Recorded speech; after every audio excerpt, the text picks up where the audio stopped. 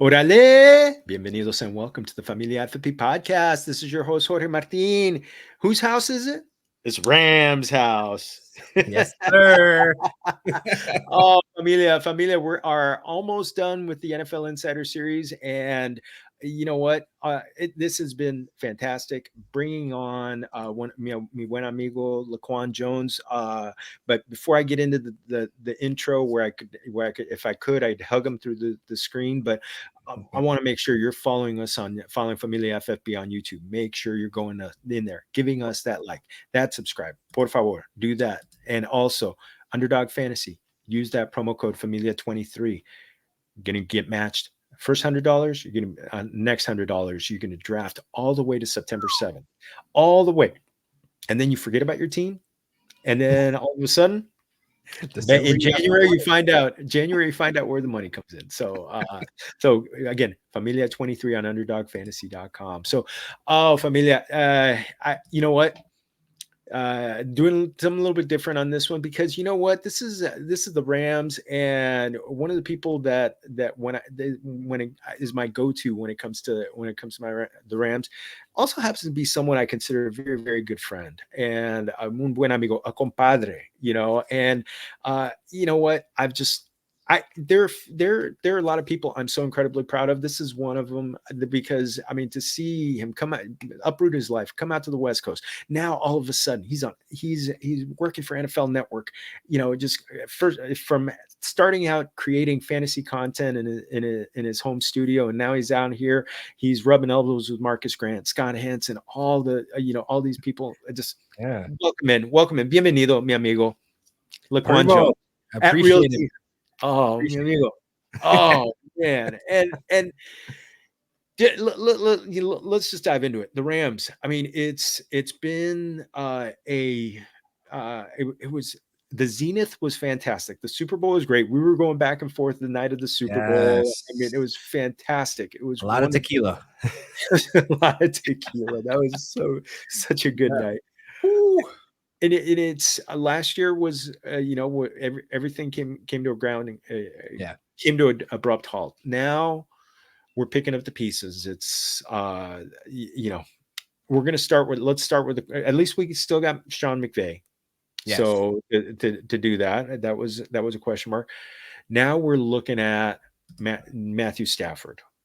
I think a lot of stuff starts with number 9 right there, and everything looks like he's okay. What from what you've seen, camp reports and everything like that, and the video, does he look the same? From reading the reports, man, I mean, this goes back to late June, where we started hearing whispers that he's a lot healthier than he was going into camp last season, which is definitely a plus. I mean, last season there was a lot of questions. A lot of people were basically saying, he's going to get hurt the first couple of weeks of the season because this O-line, it was just falling apart. And then eventually he faced injury. I mean, we kind of seen it coming with this O-line falling apart, but I'm actually happy where Matthew Stafford is now, going to the first training camp, seeing him throw the ball around, man. He's really slinging it like there's no limitation on that elbow. And I feel like, Sean McVay is confident in having Matthew Stafford be a full blast going into this season. Then I'm just going to take his words as trust. And to be honest, like we're doing the eye test, Matthew Stafford looks healthy, looks good, and it looks like this offense should be back to somewhat of what we know it was in 2021. And you know what? And that's the thing. I feel like we're getting Matthew Stafford on sale right now in drafts. Absolutely. I'm going in, and I'm calling him up right now. I mean, he's going way late. He's going pick 158 on Underdog. I mean, that's just, to me, that's major sale. This guy, this is a man who 2 years ago, threw for almost 5,000 yards and 41 touchdowns. And I look at, I mean, he's not going to give you that rushing upside, but I still really like it, as long as they could keep him upright.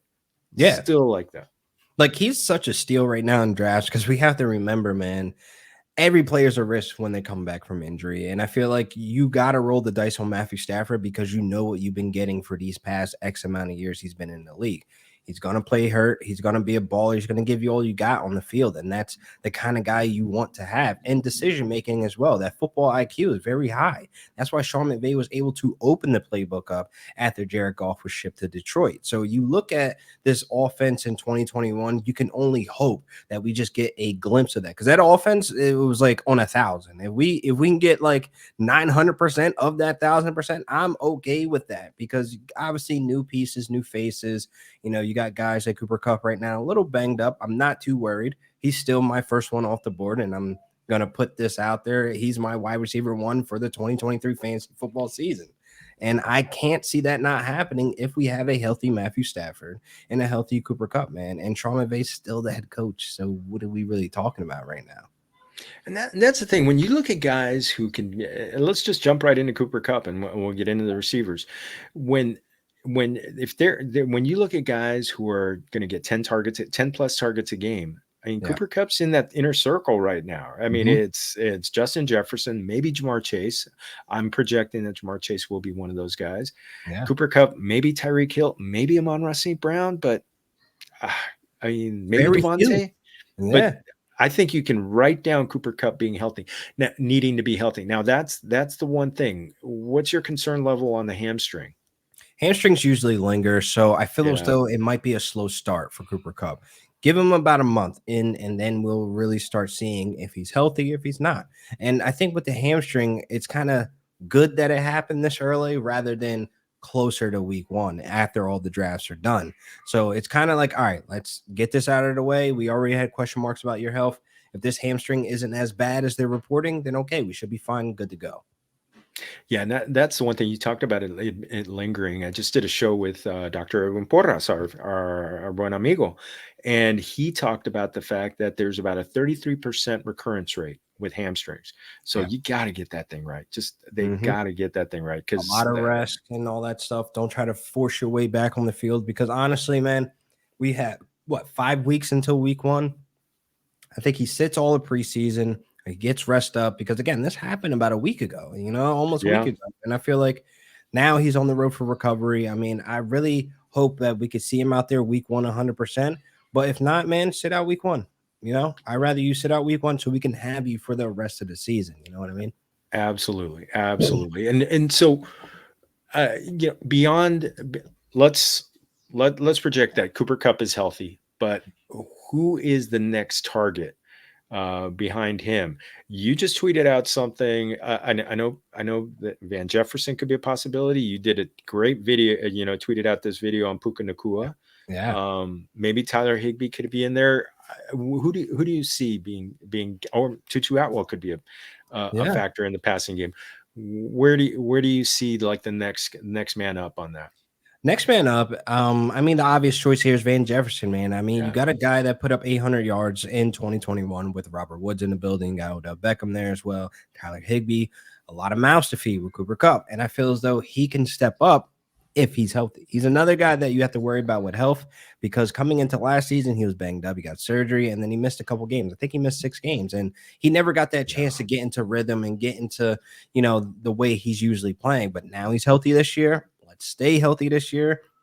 Fingers crossed, but he would definitely be my number 1 if I had to put my money on it, for him to step up to be the guy that Matthew Stafford will lean on. I mean, we see the highlights in the camp. We see Van Jefferson taking the top off. We see him making all types of big plays downfield, and that's just who he is. He's a big playmaker, and I feel as though you got guys like Tutu Atwell that are leaning, but I think he's more of a special teams. Puka Nacua gets me excited every time I see highlights of him, man, because, listen, I don't think people are really understanding and registering, like, he's wearing the Robert Woods jersey. He's very versatile. The jet sweeps, the contested catches. And that's one thing that Robert Woods didn't have that good of, was the contested catch. Now you put that on Puka Nacua, put him on the field. It's going to be hard to take him off. So he would be my number 2 guy to step up in light of Cooper Kupp not being healthy week 1, etc.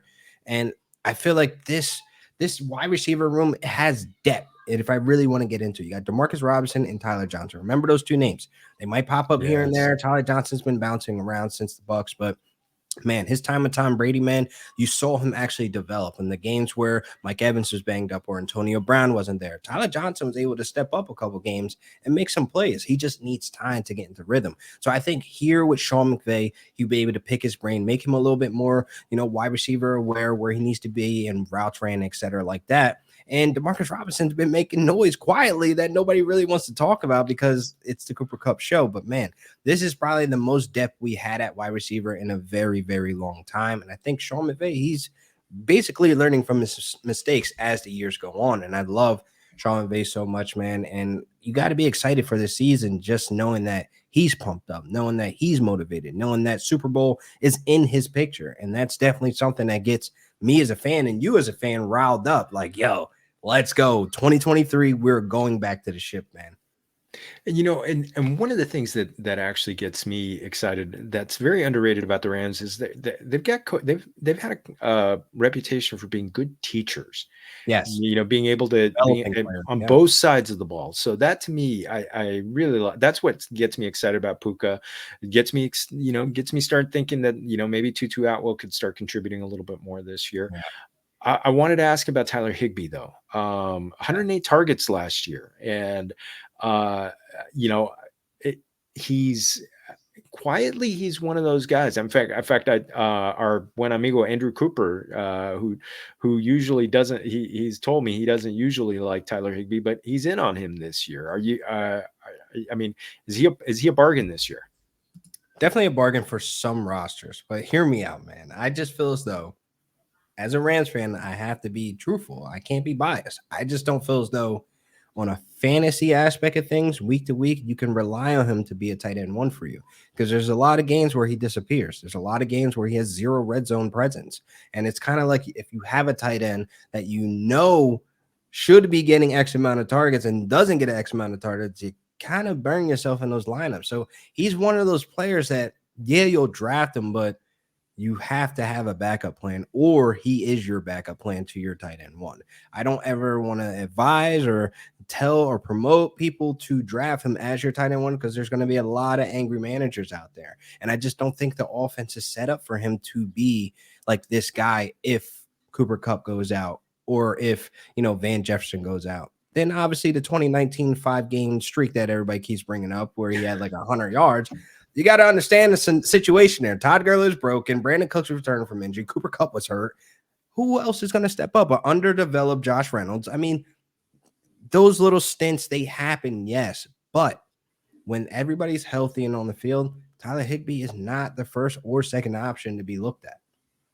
Oh, man. Well, I think one guy that we know is going to be the first option. We're circling back to the running game, which I think we both know, and true Ram fans know that the running game is very important in the Sean McVay offense. Yes. Cam Akers, what a roller coaster ride last year, but he helped people win leagues last year. Yes, he did. Coming in and delivering during the fantasy playoffs, knocked me out of one of my favorite leagues. You're now looking at this season, the competition behind him is Kyron Williams, maybe Zach Evans. I mean, are we shaping up to see Cam Akers just get fed this year? Yes, in both ways, through the air and on the ground. I feel like this season there's more understanding of the roles. There's more understanding of what the direction Sean McVay wants to go with the running game. I mean, you look at last season, he kind of went into June saying, I basically have two starting running backs, Darrell Henderson and Cam Akers. I mean, honestly, you kind of understand why he said that, being that Akers wasn't 100% healthy yet. And, Akers kind of took that negatively, and then we saw how that panned out. With this season, we're going into damn near almost after draft. He's saying, oh, Cam Akers is the focal point. He's good. He's ready to go. He's fresh.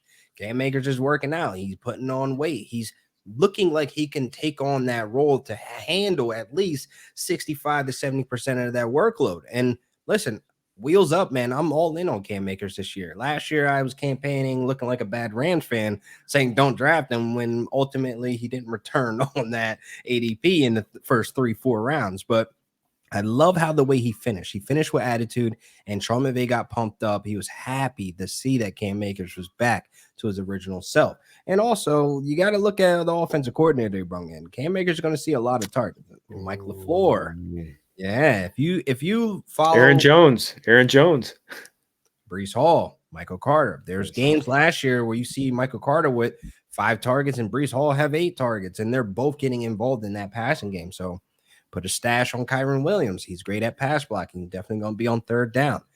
Listen, Cam Akers might see the most targets he's ever seen in his career, and it's like you got to buy into this because every single team that Mike LaFleur had his hand in the offense, running back unit together as a whole, didn't see less than 7 targets a game. And that's crazy to even think about what's happening with this offense that's dealing with some injuries with Cooper Kupp and stuff like that. But I really feel as though my dark horse to finish second on the team is Cam Akers in targets. Jot it down. Wow. Dark horse. We have seen running backs get fed. I mean, Todd Gurley, when he had his RB1 seasons, was absolutely fantastic. So yes, and we might see a lot of screens. We might bring back the 2017 screens that we saw. I mean, those were so good. Those were so good, right? So good. Get them in space and just take off. Oh yes. So we hinted a little bit at it before. Did they? Looking at the offensive line, they definitely brought in a lot of parts. Steve Avila.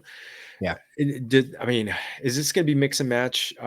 Because if they don't protect Matthew Stafford, this is going to be a tough one. It's going to be a tough one. And what I like from the reports is that the O-line shifting around. They're trying to still figure out pieces of where guys really fit. Last year, we kind of just had the set guys there and they kind of just went into it and they didn't really address the need at depth. And then we kind of found out why we need depth at certain positions to protect the quarterback. So that was one of those situations where, again, Sean McVay learns from mistakes. Go ahead and get that top 2, top 3 prospect at the offensive line. Go ahead and go and look at free agency. At least do some like little scoping and scouting and see if you could bring some guys in. And that's definitely something you got to love and admire through Sean McVay. He's going to take his L's, but he's going to learn those L's, and those L's are going to turn into lessons. No, fantastic. Well, on the other side of the ball, here's the way I'm kind of looking at it. If Aaron Donald doesn't get home, or at least like disrupt the quarterback, it could be a problem because it's a young secondary. I'm glad you're touching on it and saying it's a young secondary, and I feel as though we might struggle on the back end of giving up good big plays because Jalen Ramsey's presence was felt last season, even with a bad season. Losing him, I'm not too sure what this looks like. You got guys that are young back there that could fly around, make the plays. We talk about Kobe Durant, and I feel like you got other guys there. Jonathan Johnson is back, which is great. We lost 2 safeties, man. That is something that was definitely going to be felt. So thank God John Johnson making the return back home, and losing Nick Scott, losing Taylor Rapp. Those are key pieces and guys that were the thumpers, guys that were flying over the field as well. But with them flying over the field, they also had the chemistry. They had the knowledge. You know what I mean? These young guys, man, I'm praying and hoping that they make the right decisions and they show up and show out, week 1. Yeah, that's the thing. The other thing, talking about the teachers, Raheem Morris knows how to teach, and the position coaches are going to have to they're going to have to grow those guys up. So that's a tough one. I'm actually kind of looking at, I think there's going to be a lot of shootouts this year, just because of that. I think it's going to be, and they might even, I'm going to see how they shape up against the run too, because it could be, they could be getting attacked both ways, which, hey, you know what? More fantasy points. Right? More fantasy points, but it's going to hurt my soul to be watching these shootouts. Like, yo, can we stop one ball? That's it. Like, get a turnover somehow, man. But I'm hopeful, man. I'm a diehard Rams fan, and I believe in Sean McVay and the coaching staff there, and Morris as well. And you got guys like Ernest Jones, man. He's a special player on that defense as well. And you got Byron Young as a rookie. He's coming in. He's making noise in camp. So I'm hopeful on that aspect that we'll be able to do the things that we do best, and that's getting to the quarterback, man. Oh, fantastic. And well, man, maybe this has been fantastic, but got to give a shout out to the Scott Fishbowl. I mean, we did the LA live draft. We Yeah. finished the draft about, I don't know, a little more than a week 10 days ago. Yeah. Overall feelings? I'm gonna win. I mean, I don't know what else you want me to say. I mean, I have the best team in the league. I mean, come on, I got Cooper Kupp and Stephon Diggs. What are we doing? Why did I get that? Oh man, yes. Yeah, that was good living. That was good living there. So Yeah. yeah, now because you picked at the back half of the Yeah, I round. was at So 11. Yep. yeah, so that was that. But yeah, you were able to do okay. You were able to do okay. Yeah. We were almost opposite ends. I was at the Yeah. 1 and you were at the 11. So So we you got to couldn't actually. snipe me, thank God. I was getting sniped all day, man. That was nerve-wracking with 4 total Rams fans in one draft. Come on. What do you That was expect? rough. That was That was that was a rough. tough one. And see, and getting our amigo Troy coming out from Florida to Yeah. visit. That was You might as well move out here. I keep telling him, just move out here, man. Yeah, Why not? yeah. Weather's the same. You know, you could just move the kids and the family and get the job over here. What's different, man? We'll work on him this week. We'll work on him in Canton. So we'll Yeah, keep we working on gotta we gotta pitch it. Oh, mi amigo. Please feel free. Pump anything you got coming up.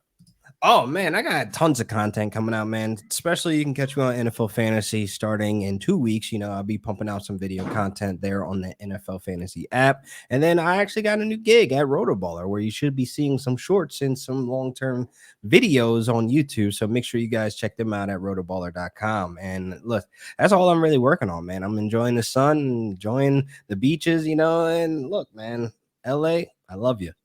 Oh man, and LA loves you too, my brother. You found good tacos, right?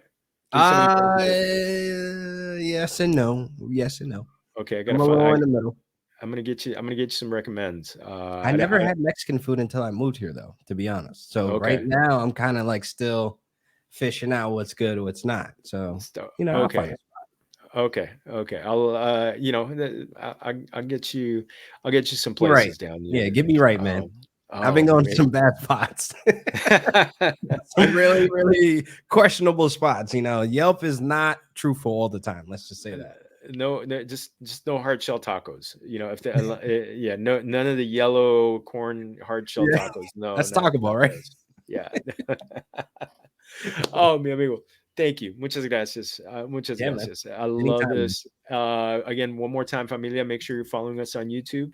Give us that like button. Hit that subscriber button. This NFL, if this is the first Ram fans, if this is the first episode you've seen, go back. We're gonna have 32 of these all in the same playlist. You can go back and get your great fantasy content on all of this. Everybody really knocked it out of the park for us on this one. And lastly, go to underdogfantasy.com, use that promo code Familia23. You're gonna get matched that first $100. Keep drafting and drafting. Again, I'm Jorge Martin 17 on Twitter. You can find everywhere else Familia FFB. Make sure to check out some of that content I got coming out on Yahoo, Fantasy Pros, all over the place. The weekly column on Yahoo has been just wonderful. So thank you all for watching today. Thank you for joining us. And remember, todos somos familia. Salud.